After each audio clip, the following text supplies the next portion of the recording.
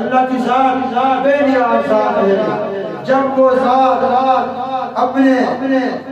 کسی بندے کو یہ دیکھے کہ میرے بندے کے اندر یہ چیز پیدا ہو گئی ہے کہ میں بڑا قابل ہوں،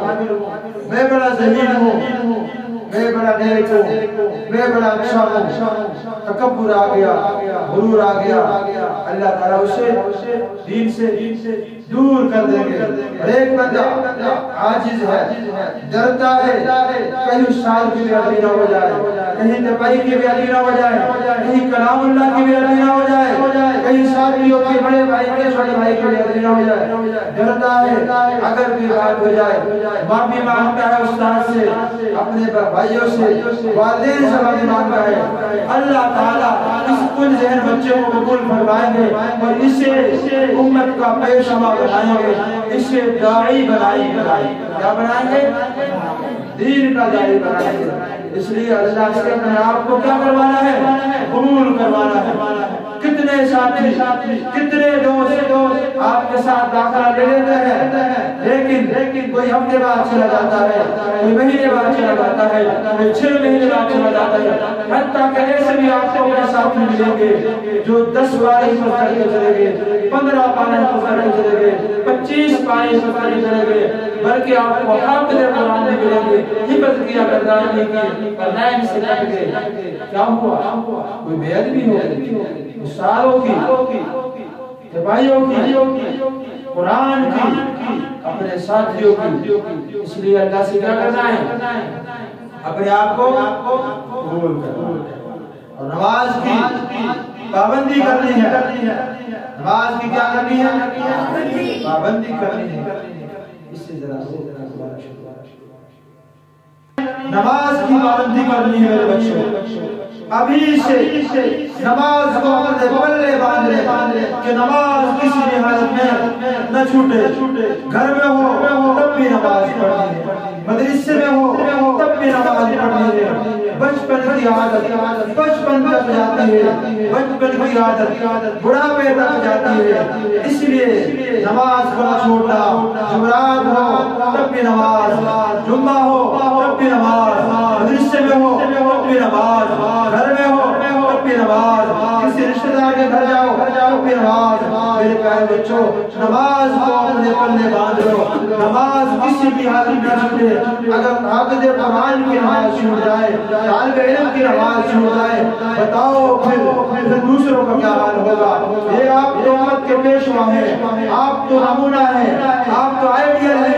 اگر 2 بھائی پڑھتے ہیں مدرسے میں اور ایک بھائی نہیں پڑھتا سکول پڑھتا ہے، یہ دونوں بھائی گھر جا کے نماز چھوڑ دیتے ہیں، بتاؤ وہ بھائی جو سکول میں پڑھتا ہے، کالج میں پڑھتا ہے، وہ کیا سوچے گا؟ یہ میرا بھائی مدرسے میں پڑھتا ہے، مدرسے میں پڑھتے ہوئے 1 سال 2 سال 3 سال ہو گئے ہیں، لیکن گھر میں آ کے ابھی بھی نماز چھوڑ دیتا ہے، وہ کیا حاصل کرے گا آپ سے؟ کوئی سوچے گا یہ نہیں بدلا، پھر کوئی بات نہیں ہے، میں بھی اسی طرح رہتا ہوں، جب یہ نماز نہیں پڑھتا میں بھی نماز نہیں پڑھوں گا تو کیا فرق پڑے گا؟ نہیں، آپ کا چلنا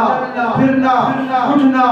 بیٹھنا یہ دعوت ہے۔ طالب علم چلے پتہ چلے دین کا طالب علم ہو، نظروں میں حیا ہو، سر پہ ٹوپی ہو، پہنچے شلوار کپڑوں سے اوپر ہو، رستے میں جائے کر چلے، بات کرے اس کا بات کرنا بتائے یہ مدرسے کا طالب علم ہے، یہ دین کا طالب علم ہے۔ ابو سے بات کرے تو تمیز سے بات کرے، اماں سے بات کرے تو ادب سے بات کرے، بڑے بھائی کا ادب کرے۔ بڑا بھائی کو حدیث میں فرمایا گیا باپ کی جگہ پر ہے، بڑے بھائی سے ادب کرے، اپنی آپیوں کا ادب کرے، بہنوں کا ادب کرے، گھر میں جا کر کوئی ضد نہ کرے، گھر میں جا کر کوئی ایسی بات نہ کرے جس سے گھر والوں کو پریشانی ہو۔ نہ جانے میرا والد، نہ جانے آپ کا والد کس طریقے سے آپ کو بنا رہا ہے، کیسی مزدوری کر کے اماں نے مزدوری کی، ابا نے مزدوری کی، غربت کی حالت میں آپ کو انہوں نے مدرسے میں بھیج دیا، جن پہ کئی خیالات بھی آئے ہوں گے۔ ہم اپنے بچے کو سکول میں پڑھاتے ہیں، پڑھ جائے گا، اچھی جاب لگ جائے گا۔ ہم اپنے بچے کو ہنر سکھاتے ہیں، جب ہنر سیکھ جائے گا یہ کام اچھا مل جائے گا، یہ کام اچھا ملے گا، جاب اچھی مل جائے گی، تنخواہ اچھی ملے گی، خود بھی کھائے گا، ہمیں بھی کھلائے گا۔ کتنے دن میں شیطان نے سے تعلیم ہوں گے آپ کے ابو کے ذہن میں آپ کی اماں کے ذہن میں ان کو دنیا کی تعلیم دو ان کو کوئی ہنر سکھلا دو ان کو پینٹنگ میں لگا دو ان کو دست بازو بنیں گے انہوں نے شیطان کے وسوسے کو ڈال دیا شیطان کے وسوسے کی طرف دھیان نہیں دیا اپنے اللہ سے جواب ادا کیا کہ اللہ میں اپنے بیٹے کو آپ نے قرآن پڑھاؤں گا مجھے نہیں چاہیے ان کی دوائی مجھے نہیں چاہیے ان سے کچھ بھی اے اللہ میں ان سے آپ کی رضا چاہتا ہوں اے اللہ آپ راضی ہو جائیں آپ کے ابو نے میرے ابو نے ہم سب کے والدین نے اتنی قربانیاں کر کے ہمیں پڑھایا لکھایا مدرسے میں بھیجا مشقتیں برداشت کی خود گھر کے کام کاج کیے پھر بھی ان کو آپ سے مجھ سے ان کو ٹھنڈک نہ ملے پریشانی ہو ان کے خواب چکنا چور ہو جائیں گے پھر شیطان انہیں وسوسہ ڈالے گا اور کہے گا اچھا تھا کہ تم ان کو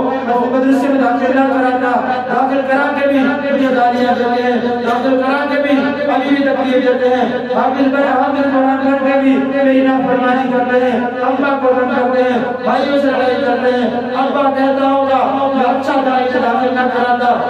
اچھا تھا مدرسے میں نہ لے جاتا سکول میں لے جاتا میرے بیٹوں میرے بچوں آپ کے ابو نے آپ کو مدرسے کے اندر بھیجا کچھ سوچ کر بھیجا ہے وہ آپ سے کچھ نہیں چاہتا یہ چاہتا ہے میرا بچہ میری آنکھوں کی ٹھنڈک بنے میرا بچہ آخرت میں میرے نجات کا ذریعہ بنے آپ کا بولنا بتائے دین کا طالب علم ہے آپ کا کھانا بتائے دین کا طالب علم ہے سنت کے مطابق کھایا جائے گھر میں بھی دسترخوان پہ کھایا جائے ہاتھ دھو کر کھایا جائے دعا کا اہتمام کر کے کھایا جائے آپ کی کوئی رات گھر میں ایسی نہ گزرے جس میں آپ نے اپنے ابو کے اپنی امی کے پاؤں نہ دبائے ہوں ان کے جوتے سیدھا کریں یہ پائن جو کی طرف بیٹھے ان سے نیچے بیٹھے حضرت علی رضی اللہ تعالیٰ عنہ کے پاس ایک نوجوان شخص آیا اس کے ساتھ ایک بوڑھا شخص بھی تھا جب دونوں آئے حضرت علی رضی اللہ تعالیٰ عنہ نے اس نوجوان سے پوچھا کہ یہ شخص تیرا شاگرد ہے اس نے کہا کہ میرا ابا جان ہے حضرت علی رضی اللہ تعالیٰ عنہ نے فرمایا بیٹا سن میں تجھے نصیحت کرتا ہوں کبھی اپنے باپ کے آگے نہ چلنا بیٹا کبھی اپنے باپ کے آگے نہ چلنا کبھی اپنے ابو کا نام سے نام نہ لینا کبھی اپنے ابو کو نام سے نہ پکارنا ابا جان کہنا والد محترم کہنا اپنے ابا کا نام نہ لینا بیٹا ان کے آگے نہ چلنا بیٹا کسی مجلس میں تو جائے رشتہ داری میں تو جائے کہیں پر بھی تو جائے ان کے بیٹھنے سے پہلے نہ بیٹھنا یہ بھی بیان کی ہے میرے بچوں آپ بھی ذہن میں یہ بات بٹھا لیں کبھی اپنے ابو کا نام نہیں لینا کبھی اپنے ابو کے آگے نہیں چلنا کہیں آپ جائیں رشتہ داریوں میں جائیں خالہ کے گھر پھوپھو کے گھر ماموں کے گھر کبھی اپنے ابو کے بیٹھنے سے پہلے کبھی نہ بیٹھنا کیوں دین کا طالب علم ہے مجھے اللہ نے پسند کر دیا ہے اشراف امتی حملت القرآن اللہ کے رسول اللہ صلی اللہ علیہ وسلم نے فرمایا لوگوں تم دیکھنا چاہو دنیا میں وڈیرا کون ہے دنیا میں معزز ترین لوگ کون ہیں دیکھ لینا قرآن والوں کو میری امت کے معزز ترین طبقہ میری امت سے سب سے بہترین طبقہ قرآن والے ہیں حملت القرآن قرآن حفظ کرنے والے قرآن کو سمجھنے والے یہ علماء یہ حکام دین یہ اشراف امتی امت کا بہترین طبقہ ہے وہ اصحاب اللیل اور رات کو جاگنے والے آپ رات کو بھی جاگتے ہیں رات کے تہجد پڑھنے والے میرے بچوں کبھی اس عادت بنا لو رات کے تہجد نہ چھوٹے اگر کبھی چھوٹ جائے اگلے دن کا اہتمام کیا جائے ہر روز نہ ہفتے میں ایک مرتبہ ضرور پڑھی جائے مہینے میں ایک مرتبہ ضرور پڑھی جائے عادت آپ ابھی بنا لیجیے اس عادت کو ختم نہیں کر سکتا اس لیے ابھی سے عادت بنائے تہجد کی نماز نہ چھوڑے گھر میں نماز نہ چھوڑے سنتوں کا اہتمام کیا جائے جو شخص سنتوں کا اہتمام کرتا ہے وہ مراد کو کبھی نہیں چھوڑتا جو سنتوں کو ہلکا سمجھتا ہے وہ مراد بھی چھوڑ دیا کرتا ہے وَلَقَدْ كَانَ لَكُمْ فِي رَسُولِ اللَّهِ أُسْوَةٌ حَسَنَةٌ اللہ تعالیٰ قرآن پاک کے اندر فرماتے ہیں اور میرے بندوں مسلمانوں میں نے تمہارے لیے اپنے محبوب کو نمونہ بنا کر بھیجا ہے ان کا بیٹھنا تمہارے لیے نمونہ ان کا اٹھنا تمہارے لیے نمونہ ان کا چلنا تمہارے لیے نمونہ ان کے گھر کی زندگی ہو باہر کی زندگی ہو معیشت ہو معاشرت ہو معاملات ہو عبادات ہو ہر طرح کی زندگی آپ صلی اللہ علیہ وسلم کی ہمارے لیے نمونہ ہے ہم نے ہر شعبے میں ہر جگہ دیکھنا ہے میرے محبوب کا طریقہ کیسا تھا، میرے نبی نے کھایا کیسے، میرے نبی نے پہنا کیسے، پہنتے وقت کون سی دعا پڑھی، میرے کون سا بازو پہنا، میرے کون سا پاؤں داخل کیا، جوتا پہننے کی سنت کیا ہے، نکالنے کی سنت کیا ہے،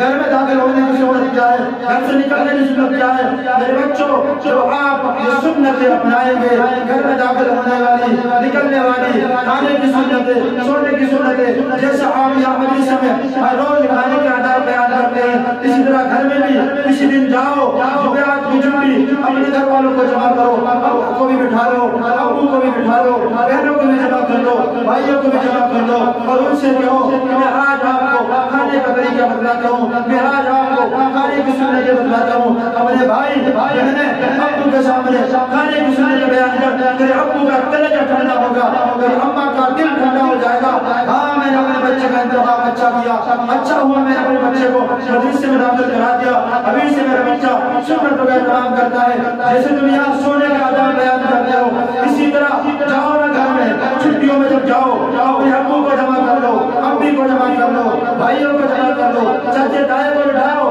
اور ان سے کہو میں تمہیں سونے کے آداب بتاتا ہوں، ان کو بتاؤ آپ صلی اللہ علیہ وسلم کے رات کے آداب کیسے تھے، آپ سوتے تھے، آرام فرماتے تھے تو کیسے فرماتے تھے۔ میرے بچوں خلاصہ میری بات نہیں مانا، میرا چلنا، میرا پھرنا، میرا اٹھنا، میرا بیٹھنا، میرا کھانا، میرا پینا، میرا گفتار، میرا کردار، ہر چیز سے کیا جھل کے آپ صلی اللہ علیہ وسلم کی سنتیں جھل کے، آپ کا اخلاق جھل کے دیکھنے والا کہہ دے کہ جامعہ صدیقہ کا طالب علم نہیں ہے، یہ محمد صلی اللہ علیہ وسلم کا امتی جا رہا ہے، یہ محمد ہی جا رہا ہے، اس کا چلنا پھرنا بتائے، یہ دین کا طالب علم ہے، تاکہ آپ کی اعمال میں برکت ہو۔ اللہ آپ کو کیا بنائے گا، امت کا پیشوا بنائے گا، امت کا داعی بنائے گا۔ جو طالب علم اپنے طالب علم کے دور میں سنتوں کی پابندی کرتے ہیں، تقویٰ والے زندگی گزارتے ہیں، آداب سے زندگی گزارتے ہیں، اللہ ان سے دین کا کام لیتا ہے۔ اللہ ذہن کو نہیں دیکھتے، اللہ شکل کو نہیں دیکھتے۔ ان اللہ لا ينظر الى صوركم واموالكم ولكن ينظر الى قلوبكم۔ اللہ تعالیٰ تو نہ شکلوں کو دیکھتے ہیں، نہ صورتوں کو دیکھتے ہیں، مال کو دیکھتے ہیں، اللہ تعالیٰ دلوں کو دیکھتے ہیں۔ میرے بندے کا دل کیسا ہے، دل پاک ہے، دل میں قرآن کی محبت ہے، دل میں استاد کی محبت ہے، دل میں والدین کی محبت ہے، دل میں دین کی محبت ہے۔ اگر دل پاک ہوا، محبت ہوئی اساتذہ کی، والدین کی، قرآن کی، دین کی، پھر اللہ آپ کو قبول کرے گا۔ پھر آپ کل ذہن بھی ہوں گے، وہ ساتھی آپ کے دیکھیں گے، حیران ہوں گے جب آپ کہیں پہ بیٹھ کر قال اللہ تعالی رسول کی صدا بلند کریں گے، جب آپ ممبر پہ بیٹھ کے لوگوں کو دین سمجھائیں گے، جب آپ کلاس میں بیٹھ کے کلاس پڑھائیں گے، وہ ساتھی آپ کو دیکھ کر اشکبار ہوں گے، حیران ہوں گے، کہیں گے وہی ساتھی تھا جس کو سب کی یاد نہیں ہوتی تھی، یہ وہی ساتھی تھا جس کو منزل یاد نہیں ہوتی، یہ وہی ساتھی تھا ہر روز انسان سے بار رہا کرتا تھا۔ آج اللہ نے اتنا نوازا ہے، آج 60-70 طالب علم اس کے بعد زیر کفارت ہے، پڑھ رہے ہیں، آج جامع مسجد کا امام ہے، خطیب ہے، آج لوگ اس سے مسائل پوچھتے ہیں۔ میرے بچوں یہ کب ہوگا جب ہم باادب بنیں گے؟ اللہ سے دعا ہے اللہ رب العزت مجھے اور آپ کو، ہم سب کو باادب بنائے، اللہ کا دین کے لیے قبول فرما لے۔ وآخر دعوانا الحمدللہ۔